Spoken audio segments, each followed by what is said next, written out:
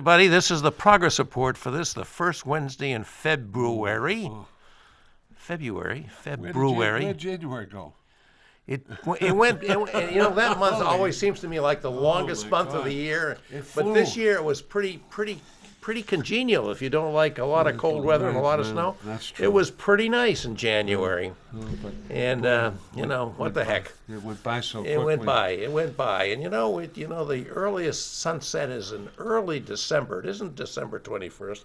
It's in early December, so we're probably 2 months behind the earliest sunset. So the sun will come back, Lou. Boy, I hope so, because I haven't been to my office in the Senate since the 15th day of March. No kidding. Right, because we haven't. You're going to make a full year on this. Yeah, it'll be a full year before we get Oh, my back goodness. into the State House. Well, you may not have been to your office, but you're still serving the people of New Hampshire. Well, we're trying. And how Trying. you how well I want to get on to our excellent guest, but I think when I think of you, I think about all the work you do in many areas, but particularly on the state budget.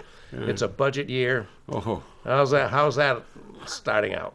well, it's a budget year. Funny that you mentioned that, because I looked at the revenue focus today. I went through the numbers through the month of January, and really, well, we're doing well. We're doing well. That to me is really surprising. Well, I would have thought with the downturn we had last, the start of this thing in March, and particularly in April, which looked like it was going to be the worst thing since the Great Depression. And somehow, what's keeping the revenues up? Well, I think a couple of things. First of all, real estate transfer tax is Oh, yeah. performing unbelievably well. Unbelievably well. Well, that's So- because people got nowhere else to spend their money, so they're spending on buying new Well, homes they're buying or improving their homes. They're buying homes. And our business taxes, the larger businesses, particularly the box stores, they're doing well. They're doing very well. Takeout, very, very well. Now, rooms and meals is way down, and that's Yeah. because you can't go into a restaurant. But the box stores are doing well. The large companies, and we depend upon very few companies to produce most of the revenue for the Yeah, state of that's New right. Hampshire. We're very selective about that. And they're doing very well. They're doing very, very well. Well, Interest it's a in dividends surprise, up, but yeah. it's a nice surprise, isn't it? I mean, for you Well, guys that have to write the budget. Well, I think it's important to recognize that our structure is pretty strong, and if we stay to it and don't manipulate it as they want to manipulate it, we'll be okay. We'll be So you're okay. dealing with is your Senate Finance Committee having budget hearings right now? No, we're not having the hearings yet. We got to wait for the governor's presentation on the 16th. Then it'll go to Then the that's House. the first cut, yep. That's the first cut. It'll go to the House, and then we'll probably get the budget in March, and begin to work on it at that point in time. But that doesn't mean you can't be looking at revenues and you can't be looking at expenditures at this point in time and following that. And I'm on the fiscal committee, so I follow the transfers, which are very, very important, and try to keep a handle on it. But it's a full-time job, and my wife is doing wonderful things for me, because I haven't seen my aide in a year. Now, can you imagine that? I haven't seen her in a year. We talk over the Zoom, but I haven't seen her in a year. And everything's virtual with the LBA. Yeah. But not to complain, because we're very lucky we're alive and well, and we're going to get our shot. We got Yes. Yes. So Coming listen, up. and kudos to our poor Perry Plummer, who got really railroaded under the bus. He does a good job. He works Right. hard. He's a good guy. And anyway, Bob, I don't want to take the time of our Well, distinguished I guest. think this is very important, because you've said many times on this show, Lou, and it's absolutely true. The state budget affects every citizen of New Hampshire. It sure does. So the way this comes out, and the fact that we are not just getting completely tanked by this coronavirus pandemic is surprising but good. I mean, yeah, it is. Listen, if we wrote a good budget for the last biennium, if it hadn't been for the pandemic coming when it did, we would have been in very, very good shape. But we carried forward about a $66 million negative deficit, and that certainly was because of the shutdown. When you get a shutdown in March, you get March, April, May, and June, key months for the state of New Hampshire. Key months for outdoor dining, rooms and meals revenue, and so forth. Yeah. and still the lapses were strong, much stronger than I thought they would be, and the deficit of about 66 million. We're cutting into it now. We've got to depend obviously on March and April returns. That they're going to be. That's the big months. Yeah, they're going to be key. Yeah, and hopefully we'll move on. But education-wise, which is the key issue, because all of the nonsense that's coming before the legislature on education, it's terrible. Yeah. I mean, it's frightening. Yeah. Hearings yesterday. Well, that's for the hours. perfect segue to introduce our guest, Jim O'Connell, the at-large school committee member for Manchester, one of two we have, along with one school committee person for each of our 12 wards. So Jim has been a strong advocate for public education in Manchester since long before he became a school board member and a public official. He's been a real advocate. You had at that time kids in the public schools. Do you still, or are they all graduated? No, I have the last of my. Well, first of all, thank you for having me. And you It's a mentioned pleasure. distinguished guest, and I You recognize you didn't realize that was you for a minute? Yeah, when it comes to levels of distinguishedness, I think I come in a happy third here. But anyway, so thank you. So I have 4 kids. My youngest son graduated Central High School this past year. So he's a my. freshman down at URI. And I have a daughter who is traveling back to Syracuse, where she's a junior tomorrow. And my son is hopefully about to graduate at UNH. And my oldest girl is a couple of years out. She was working down in Boston. So they've all gone through the Manchester they've all school gone system, through and not have only survived but thrived. It seems. thrived, Thrived. I would say, thrived. That's And great. I could talk about some of the nuance sometime, but if you big picture stuff, so that you don't get buried in the minutia. If it was to go by my kids, then it would be straight A's. I don't mean they got. I just we'd give the school system straight A's. Well, I can say that for my two that both Right. went through Manchester schools, and Sadly, in Manchester School District, though, is that it's not true for enough kids. That's Yeah. correct. That's So correct. we leave too many kids behind. yeah. And another sad observation about the Manchester school system, despite all the people work, there are so many people who work so hard and put in huge amounts of effort. Yeah. We have some great people in our school system, but we can't deny that it's so predictable. We know based on income, ethnicity, socioeconomics, Yes. we can predict what the outcome for students will be. So now when we look at things like graduation rates, if we look at things like the amount of kids, we all want to talk about the kids who every year we send a couple of kids to Harvard or Yale. Good for us, we do that. Oxford scholars. We had a kid tonight at Central who was made the I don't know the correct, but the All-American Orchestra. Right? It's a Yep. we do this all the time, and kudos to the teachers who do this.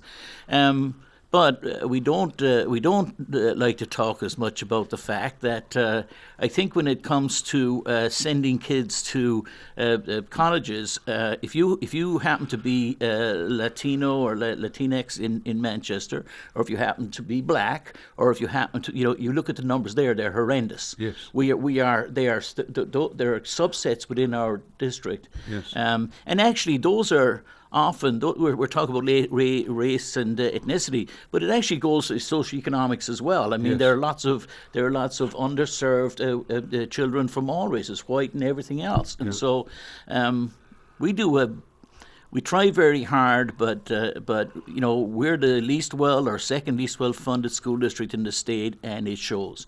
You can't be getting $50 million less per year than what the average town in the state of New Hampshire gets. You have to look around the cutting room floor and ask yourself, where are we saving that $50 million? If we actually had what the average student in New Hampshire has, then there'd be $50 million a year extra to spend in Manchester. That's a hell of an amount of money. Yeah. And by the way, we don't. I'll just play devil's advocate here for a minute with you, Jim.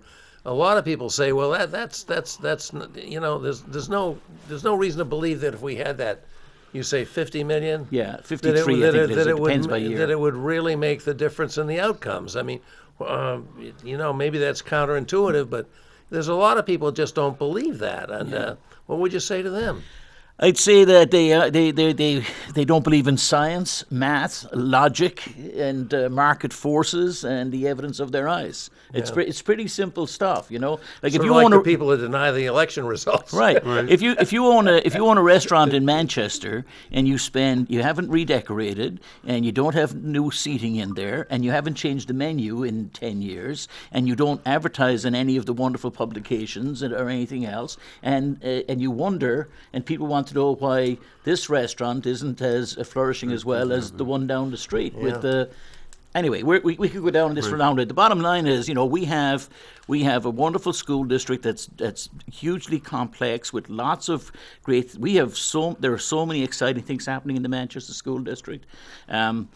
So we're going forward in leaps and bounds. The Manchester Proud report and the work that was done by Manchester Proud, it's often difficult to see it, but it has sort of focused the school district on certain things, and so the issues of changing the organisation, the way the organisation works to make it more responsive to people, that is happening.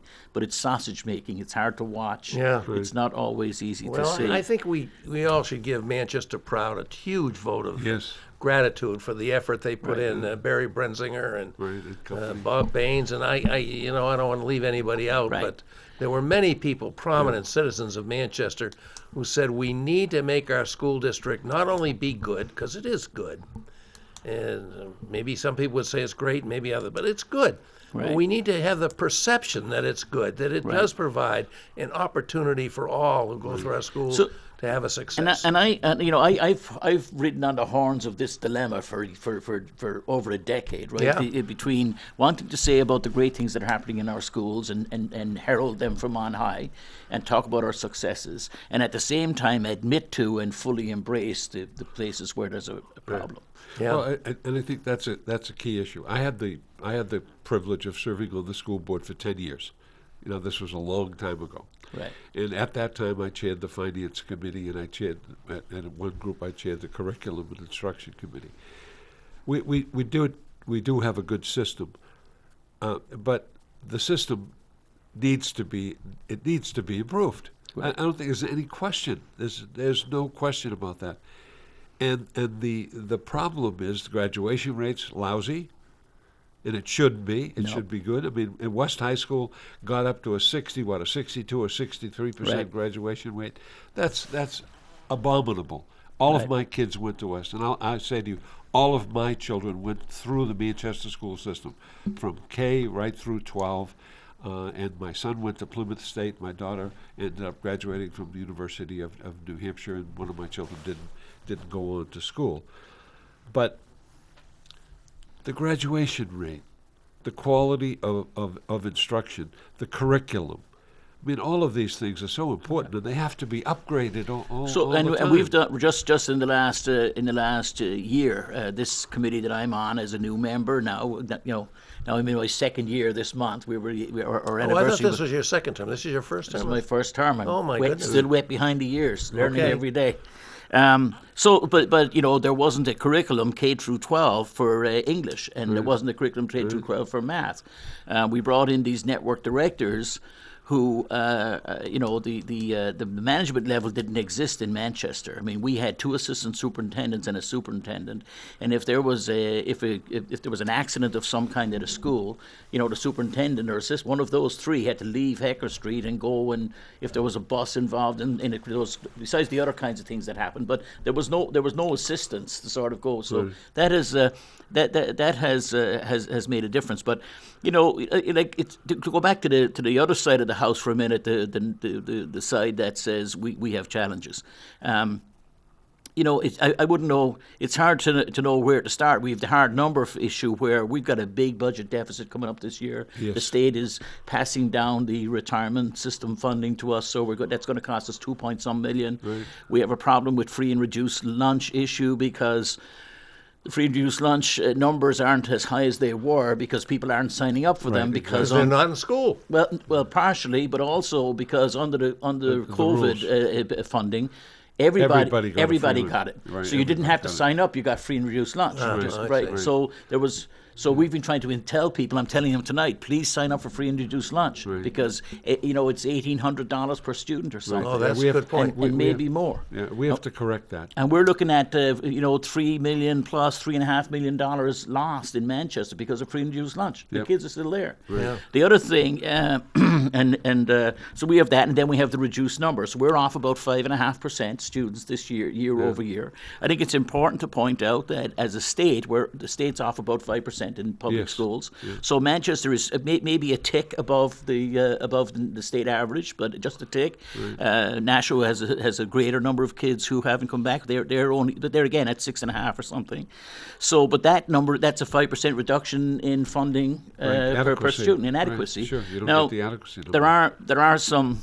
It's possible that that between the federal and state government, we'll see some changes to both of those. One of the, right now on we just on Friday this week, the bill that was passed in the 116th Congress, the last Congress, in late December 21st, just before Christmas, that sent $156 million to the state of New Hampshire. Yes. And 26 million of that is coming to Manchester, Manchester, which is right. great. I mean, Yes. this is a wonderful thing. Now, before everybody jumps up and down, that $26 million will probably be spread over a 2-year period. It's not Right. clear how it will be yet. There's a lot of questions about how it can be spent. At its simplest, it's in response to COVID. So therefore, things like face masks, all the PPE, air conditioning, all that The stuff that's computers, spent, and and everything, computers right. can all be covered. But this is a more ESSER 2. ESSER 1 was the first tranche, and Right. ESSER 2 is a more expensive view of what it can be. So now it can fund programs in response to where those deficits are.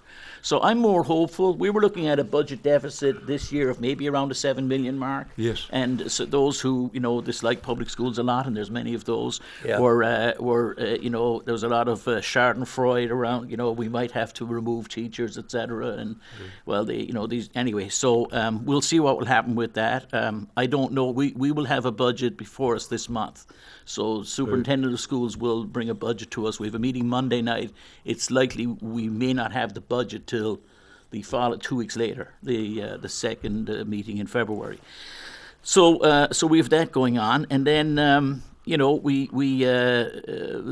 we'll see. So it's a very challenging budget environment. But to go back to the place in our schools, I'd like to point out something that I think people should know because it's important. So we have great schools, and we're doing great things. But how long can you continue to have great schools when, for instance, I know at school in Manchester this past year, coming into this September of 6 months ago, whatever it is, 9 months, 8 months ago, a teacher who was well liked, well loved, well into her career, about 10 years in, and this lady was teaching science in one of our middle schools, and she came to her principal and she said, I really, I've loved working here, and she was, she's only been here about 3 years, but I can't stay.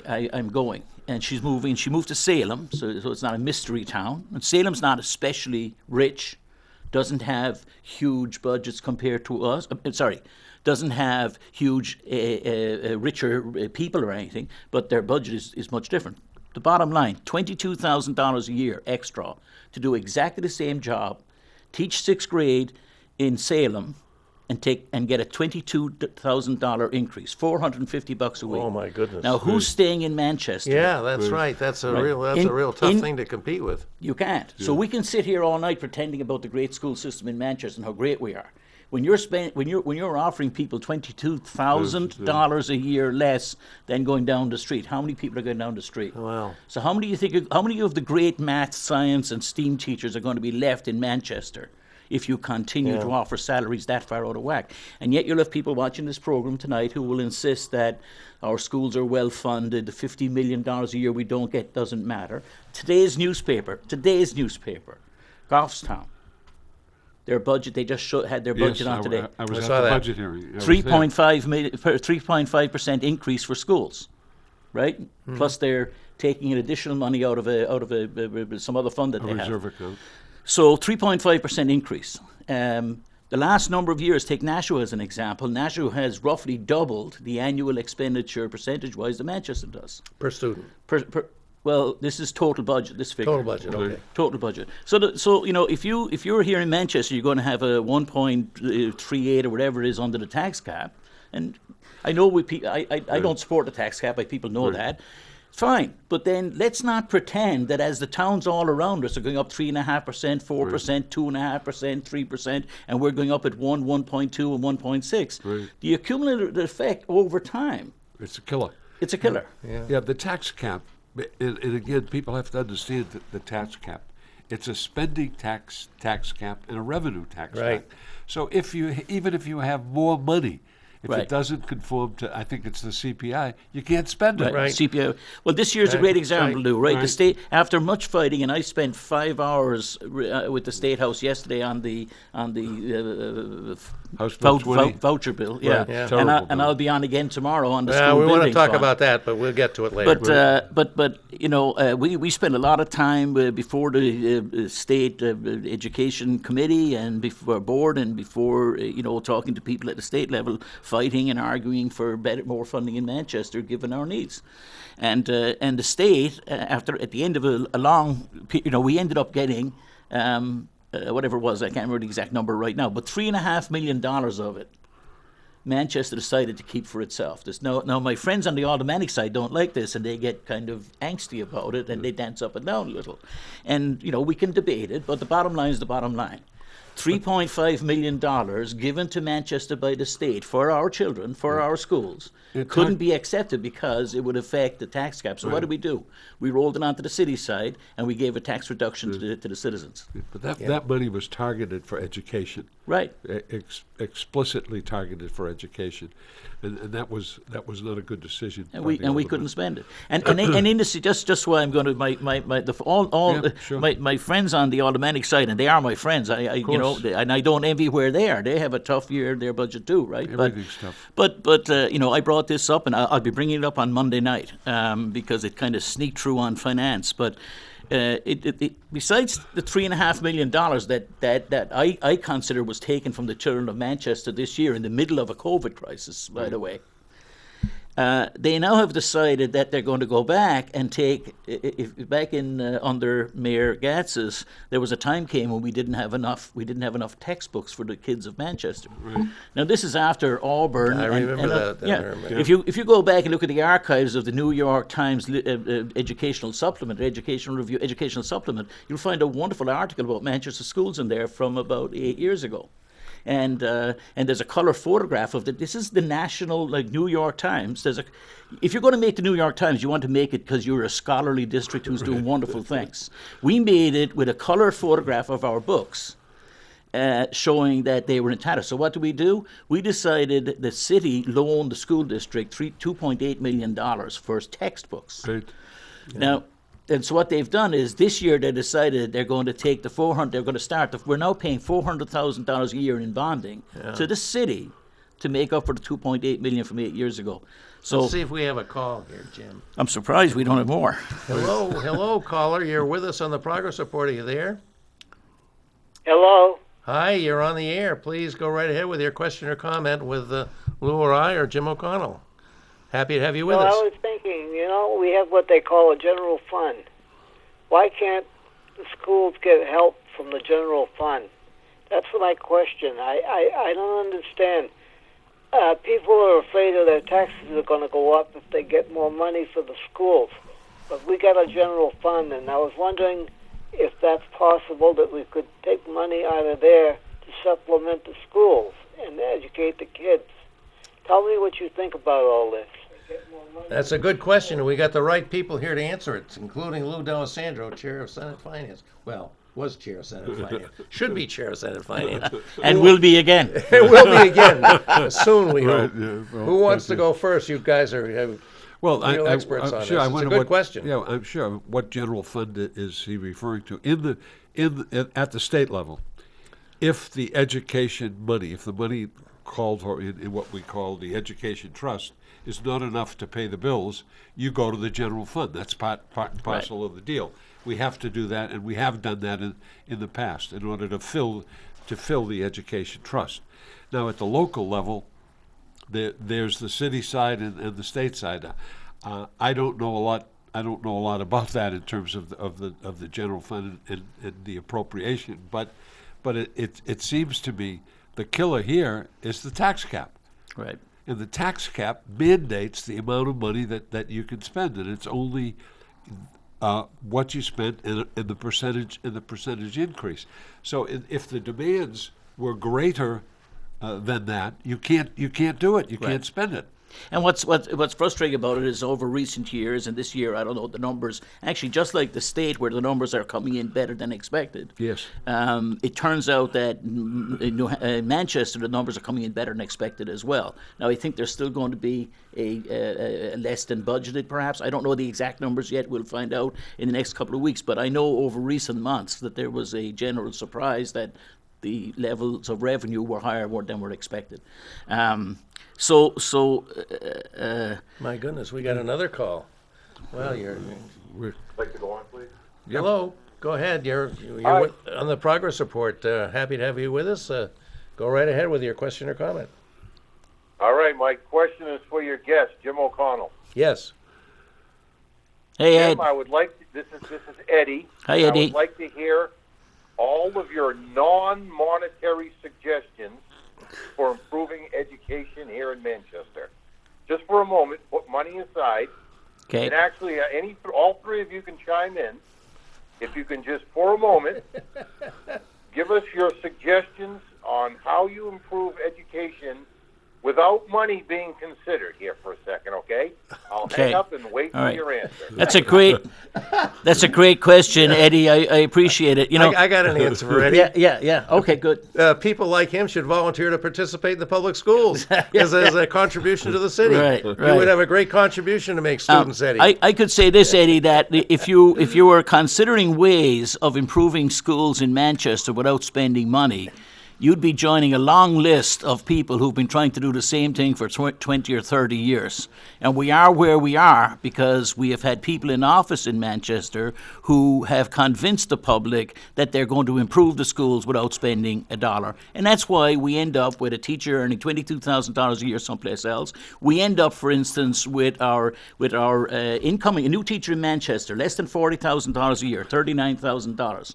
With a degree, and we're lower than everybody else, and we're looking for new teachers, fresh and bobby-tailed and ready to come in and excited to teach. We pay them $39,000 a year. They go down the street, they're going other places. But I can tell, I would like to respond in some real term to Eddie, because there are things that are being done every day. So we've improved in Manchester.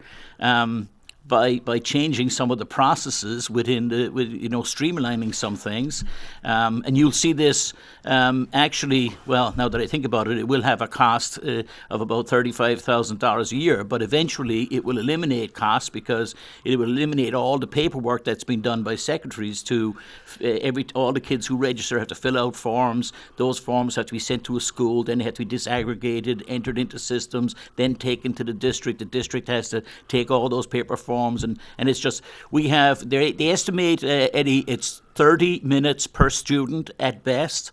We have 13,000 students. That's 6,500 hours using the old math, 6,500 work hours per year.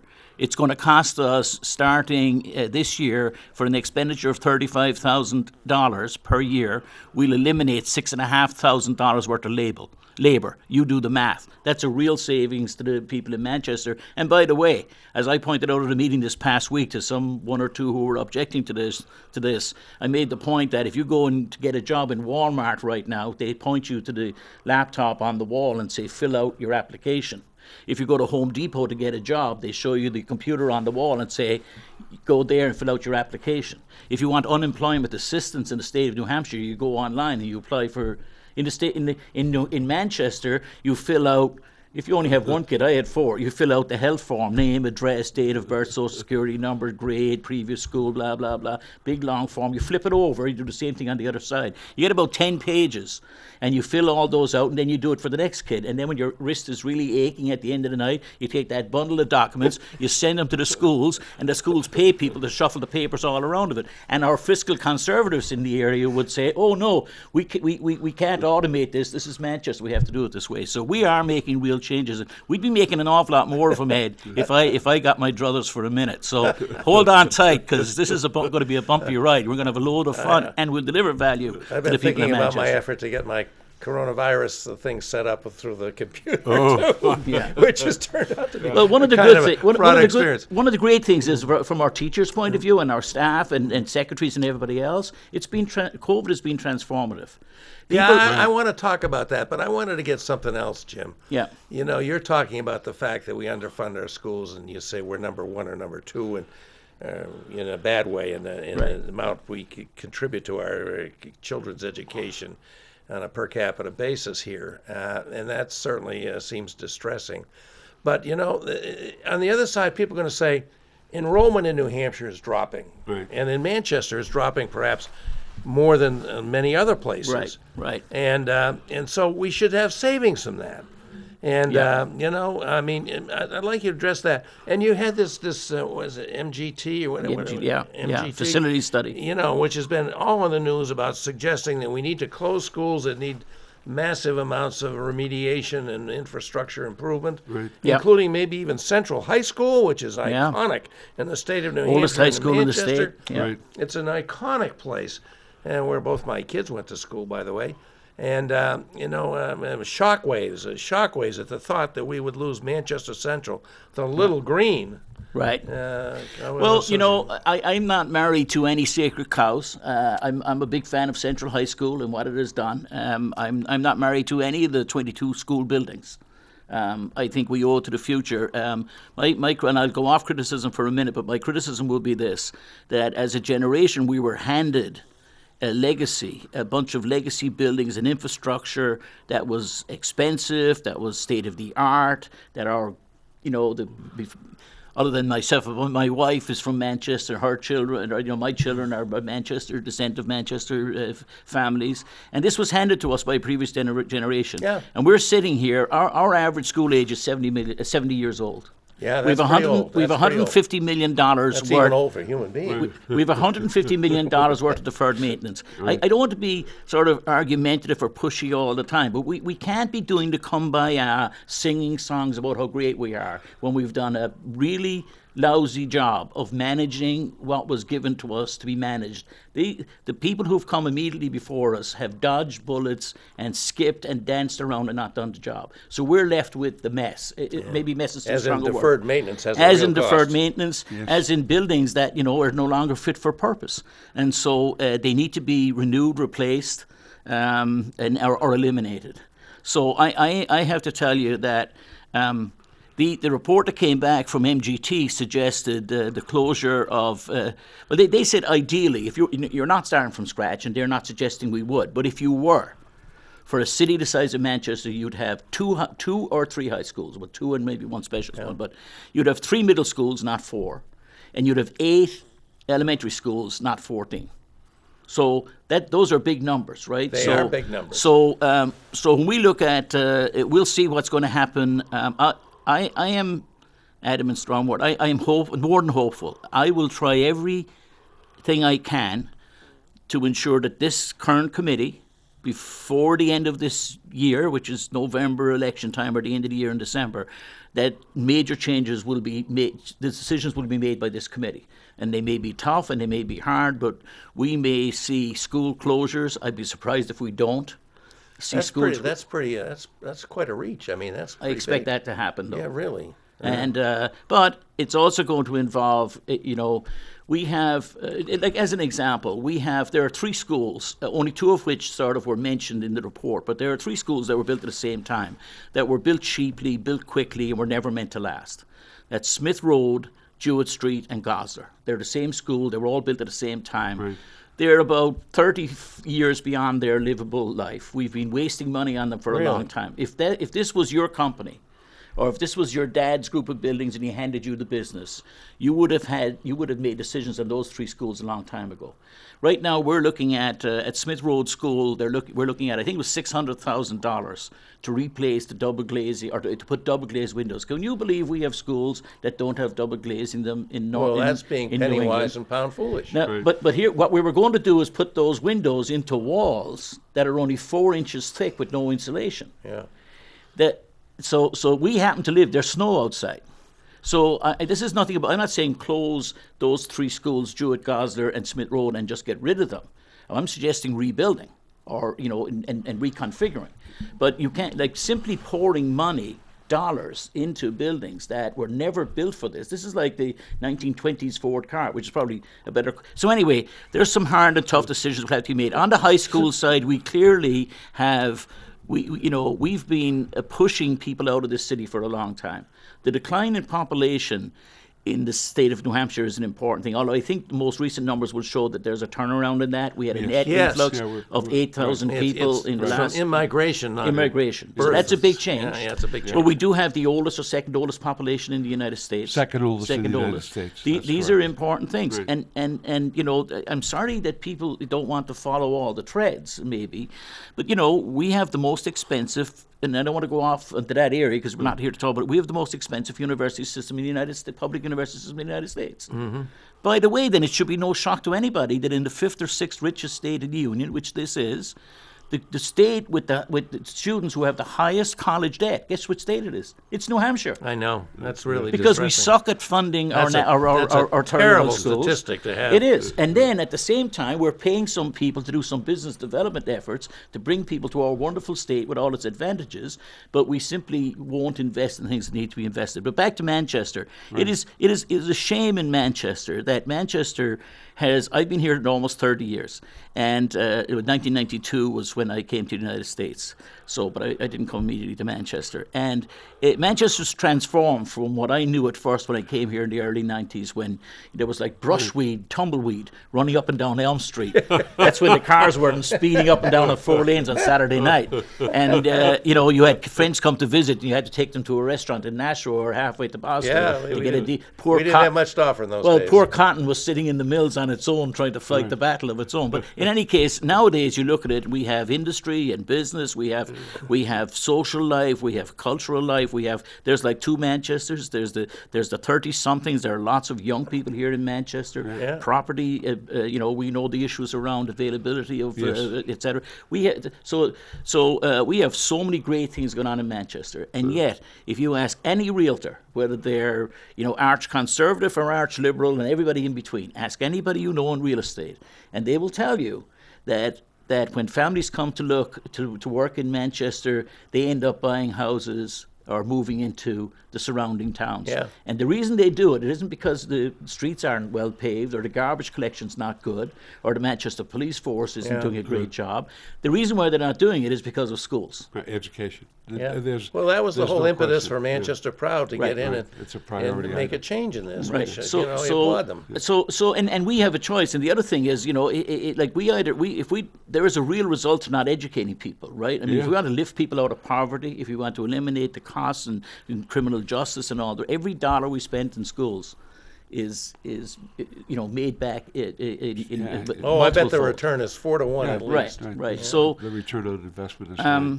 So we there's a lot to be done. I just want to face the realities, right? Because we can have a conversation amongst people who are who have different political views to mine about how to resolve a problem if we're agreed what the problem is. Right.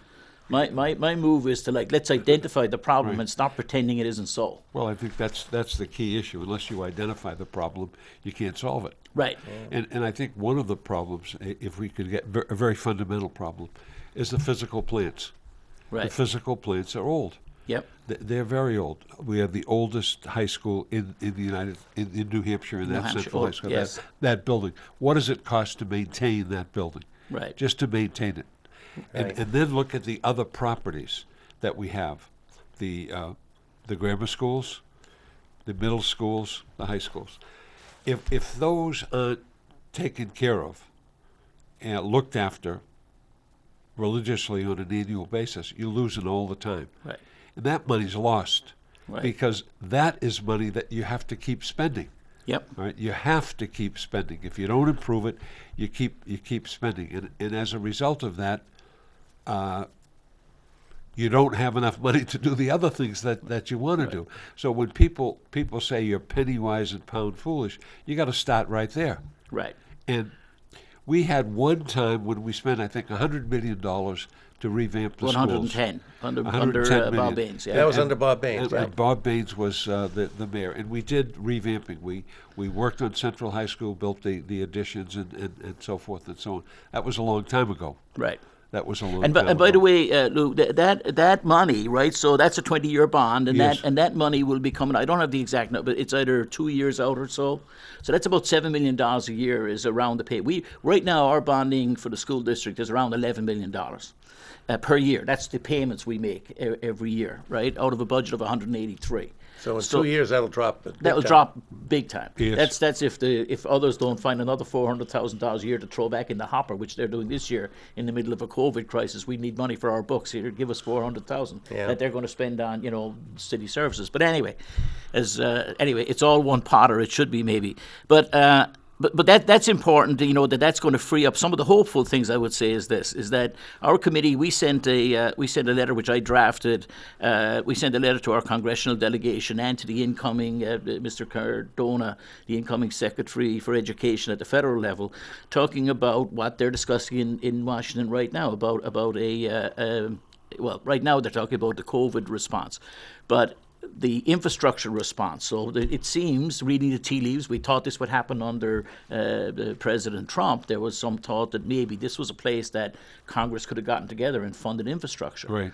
Well, it seems that now maybe it will happen now, and where we can be Hopefully. hopeful. And this is what we wrote, because in that letter I made the point that most people are agreed that our roads, our sewers and water, airports as well perhaps, and if Biden's involved, some rail, are in need of refurbishment, right? Right. And major investment. Yes. Once in a sort of Eisenhower interstate investment levels. Exactly. Then we're suggesting that schools ought to be added to that. Yeah. Because nationally, it isn't just a problem here in New Hampshire. And as a state senator, I mean, you should be, I'm sure you are because you represent Manchester. One of the terrible, harsh realities for people in the state of New Hampshire is when they look out across the state and look around, you can't separate the fact that the most diverse population, the largest number of minority population, the poorest kids in the state, and the most needy kids in the state happen to live in Manchester. Right. And we have a system in place in this state that ensures that if you live on the seacoast, you get $30,000 to $32,000 a year spent on your education in a nice Tony school with beautiful aluminum and glass walls, with teacher ratios that are much smaller than here. And if you come into the dirty little secret sitting in the middle of the state, which, by the way, we are the economic engine for the state. You lose Manchester, there is no state. We're an agricultural, lovely place to go skiing for 3 months a year. And yet, we do this to our population in Manchester. 1 in 10 kids in the state of New Hampshire lives in Manchester. And we are happy to see them funded at less than or about a third of what a kid in Ridgetown would be served. That is a disgrace. Let me go to the national number. It is also true nationally, though. If we want to come, people talk about race, all these things that people talk about, systemic racism and all this stuff. Well, it's kind of abstract when you're reading about it in the New York Times or when you're seeing people arguing about it in Boston. Or in Washington. I bring it right back in here to Manchester, into the state of New Hampshire. I don't know how people live with themselves, sitting in a Mac mansion someplace on the hills of wherever, Sunapee, and look down the road 30 miles and know that there are little kids who are brown and black and yellow and whatever red, brown and green, and we're okay with the fact that they've got older schools, larger number of kids in the classroom, not the same amount of services, less computers, networks don't work properly, and we're okay with that. And we'll play and around less on the well-paid edges. teachers, as you pointed out. And less well-paid teachers. So I go back. Let me go back. And despite that, we thrive and even survive beyond that. But at the federal level, I think this is true. At the federal level, there's huge disparity nationally in education in terms of buildings. So I think it's low-hanging fruit for a Republican and Democratic Congress, the 117 Congress, to say to itself, if you're going to invest in infrastructure, create jobs, expand opportunity, eliminate some of the inequality in our country, there will be no better way than doing it than opening up the valves here and saying, let's rebuild some of our educational infrastructure. Yeah. Well, So, a huge project. and if that were to happen, right, and we could see it, if that were to happen and monies flowed to Right. through the state or to the city of Manchester, if we I'm not saying we'd go out and rebuild everything. And by the way, before people scream, the buildings, as my friend Bill Shea would say and did say, a great teacher can teach in a barn, right? So I took that to heart when he said it, and I think he's right, that we could have beautiful buildings. If we don't have the right teachers who are committed and capable, we'd have nothing. But the great teachers are probably not going to want to teach in a barn. Right. Well, that's true too. But they'd certainly at least like heating once in a while. So, so the good news is I'm hopeful. And actually, tomorrow there's a debate on in the House, and tomorrow, if people want to call in, there's a bill that would see expanded funding for the first time in 10 years from the state of New Hampshire for school building funds.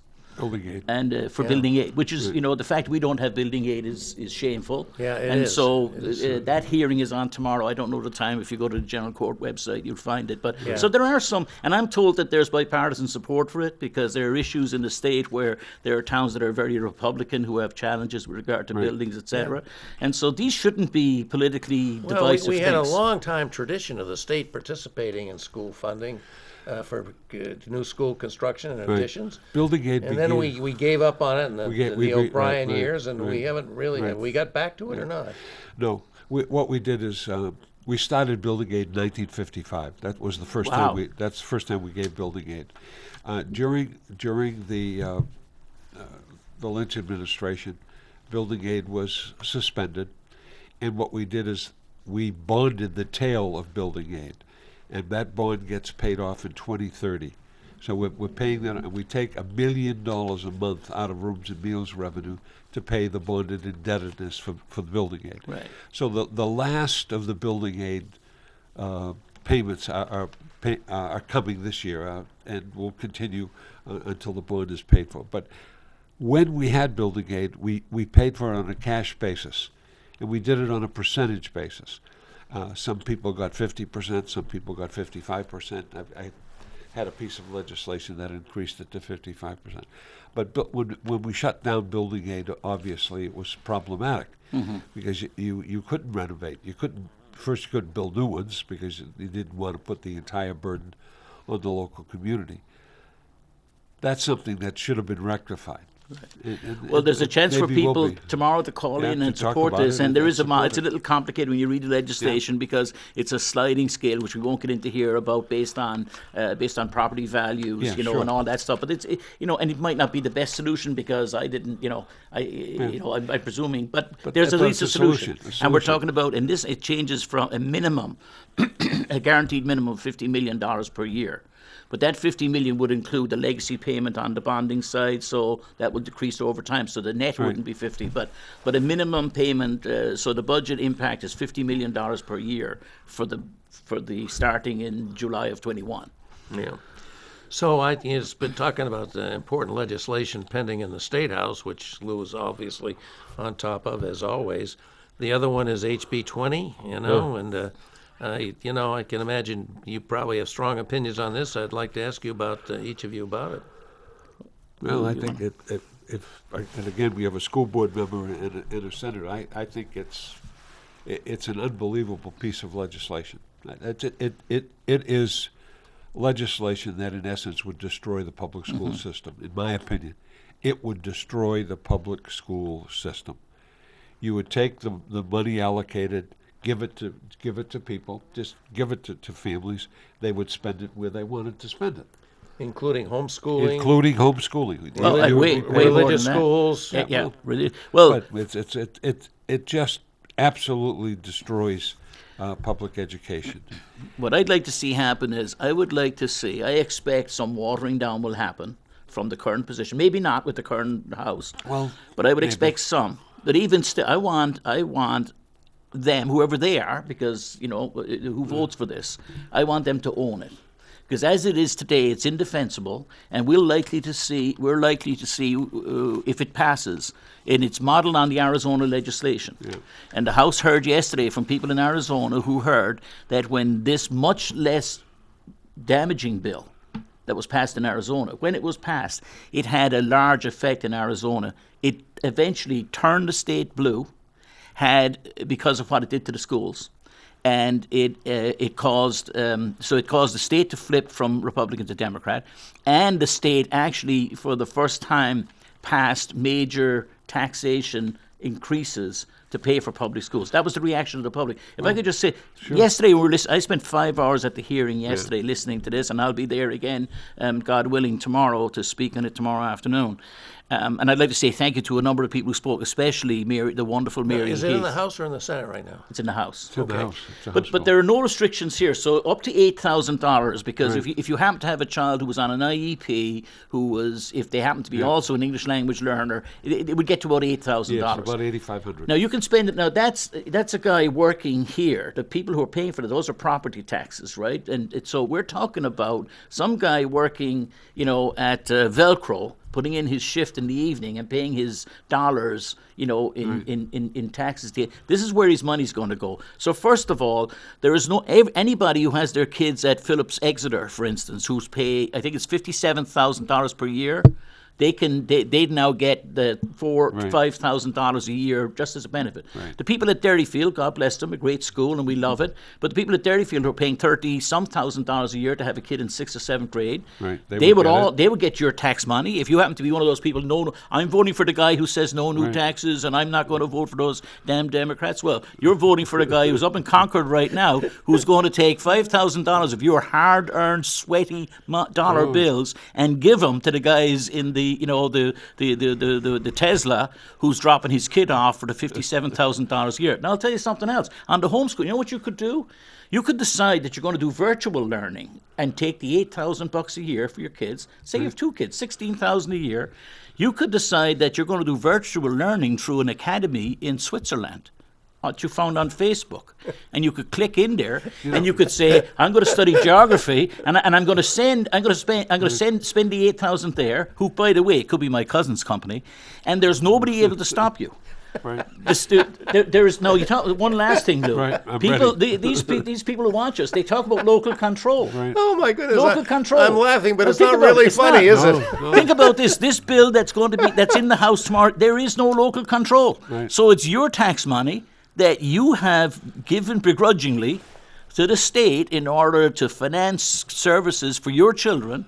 And these people in the House right now are going to take it, they're going to give it out, and they're not going to ask anybody what they're doing with it. So you basically can do whatever you want with it. And oh, by the way, if some person who happens to have a drug habit or is a dependency of some kind or is not the greatest steward of money, they could take that money, take their $16,000 for their 2 kids, blow it on whatever they buy in the month of January, and guess what? You, the taxpayer, and I as a school board member are going to end up trying to solve that problem. Those kids are going to have to be educated anyway. This is just lunacy. And the other negative effect, you'd be paying for the schools that are still operating. Yeah. Right. So your taxes would increase dramatically. Yeah. Because you'd have to take care of all the kids that left. Well, I've heard the analogy about the police department. It's like saying to somebody, say to the people in Manchester, if you don't want to pay for police, everybody, imagine this bill. Let's start tomorrow. A bill that says you don't have to. You're paying for $2,000 per household or whatever. I don't know. I'm making that number up. Whatever it is, but we'll give you $2,000 and you can go hire your own private police because you don't like them. Right. Anybody who says I don't like the Manchester police because they're not doing a great job and I'll protect my own people, then we'll give you $2,000 each to every man, woman, and child in the city. And do whatever you want with it. So 20 of you could get together, hire a security guard to show up on Mondays from 9 till 10:30, and then he comes back again next week. You could put all the money in your pocket. Guess what? The Manchester Police Department will still be running around protecting the city, but you'll have your $2,000 or $3,000 that it would make no sense. The whole thing is just, and one last thing about this. What I worry about when it comes to vouchers is this, ladies and gentlemen, is that we know where this is going. If it was passed, and people, my friends who like freedom accounts we know this is going to be a lump sum. Ultimately, you lose your public schools, and you'll end up in 20 years from now or 30 years from now, where we are with so many other programs that end up, talk about unfunded mandates, you'll be given a voucher. And you'll be told, here's your voucher that was worth some money back in 2021, but isn't enough to pay for a week's education today. And there it is. And if I'm rich and happy, I'm grand because I'm going to send my kids to a private school someplace overlooking the ocean, and your kids can wander around Manchester looking for an education with all the school closed and no place to go. And they'll be after giving you your voucher, and it'll be perfectly okay. Yeah. It's a nonsense. Fight for your public schools. They're public entities. Our ancestors gave them to us. They're the necessary condition. There's nothing better you can do for the future of a society than to pay for schools. Fight true. for them. Don't let this nonsense go down. Jim, you're a tour de force. I really enjoyed having it. fun, You're folks. on I I'm really having enjoyed fun. having I'm you having here. fun. I was thinking if we had a soft spot or a moment here, I would talk about my current thing I've been thinking about. You know the word ideologue? Ideologue, yeah. Ideologue. These are people who believe in their ideology beyond all factual evidence to the contrary. right. And this is a prime example of this. It is. You know, the greatest example was the federal election, where people refused Right. to believe the election was fairly won by Joe Biden. Right. Because they're ideologues. They don't want to hear any facts to contradict them. Facts don't matter. In the end, the answer to ideologues is better education. Right. And that's what you guys are talking about, and you're doing something about it, Jim. And we have some Really, great things. really- There are I'm changes really happening in impressed by what Manchester. you're doing. Yeah. There are more changes coming. There are good things happening in the district. I think most people would say that a lot of good things have happened recently, and hold on tight because there are some big things coming for good or we ill. hope so. Yeah, well, I can tell you this: we would easily have another hour with you going on. I mean, think we we were talking about, Manchester School of Technology, West High School, the particular problems they had. Right. We could get into all of that and Special education issues, special our English education, language learners. transgender Yeah. issues with the our transgender students. issue. I which mean, is there's a being- whole Oh, list my of God, my agendas here Lord. we haven't Yeah, had time to get to, and we won't, and- because it's just about time to wrap up the show. Which Got to make it go. I mean, the show always goes by fast, but this one's gone by. This one but flew. You're a fountain of words and wisdom. words. I hope there's a little bit of wisdom somewhere in the words. And remember, we have minority schools in Manchester. We have minority schools. Bakersville is a minority Right, school. right. Beach Street. Right. Yep. It must yep. be too, huh? We have- Maybe, but Bakersville definitely is And a we minority have schools. school. We have schools with 90% free and reduced lunch. Yes, Yeah. yes. Beach Street is certainly the We, perfect we've it's, the example of district that. has served over 500,000 meals during COVID so far. That's a hell of an effort. It is. And that's a community effort, by the way. And everybody should take a bow Right. and be grateful for all the wonderful organizations that have jumped in and Right. helped with that. Yeah. You make me think. Maybe I'll go down and see if the school district has got some place I can volunteer to help out. You never know. There's never always, know. you know, There's always a place for a good mind. there's always yes, a I, place. there is that might be indeed. something I might like to do. Yeah, You sure. know, I'm not Yeah. in the I think so. legislature anymore. Right. Like my good friend Lou here is still indispensable in the. You go state teach some civics legislature. classes. Right. All right. Thank well, you. everybody, this has been a terrific hour with Jim O'Connell. Yeah, We, really. we really enjoyed it. And Jim, thank you for joining us. It's you appear to, and we appreciate that because we want to have you back, I'm sure. So next week I'm going to be back with Mike Farley, and next week we're having Ray Buckley. Oh, wow. Ray Buckley, who I thought was escaping my calls. He didn't return, but I finally got him, and he's booked for next week. Great. So, we want to hear about that, want to ask Ray whether he bears any responsibility for the outcome of the election on the state level. Ray, if you're watching, be prepared for that question. I'm going to ask it.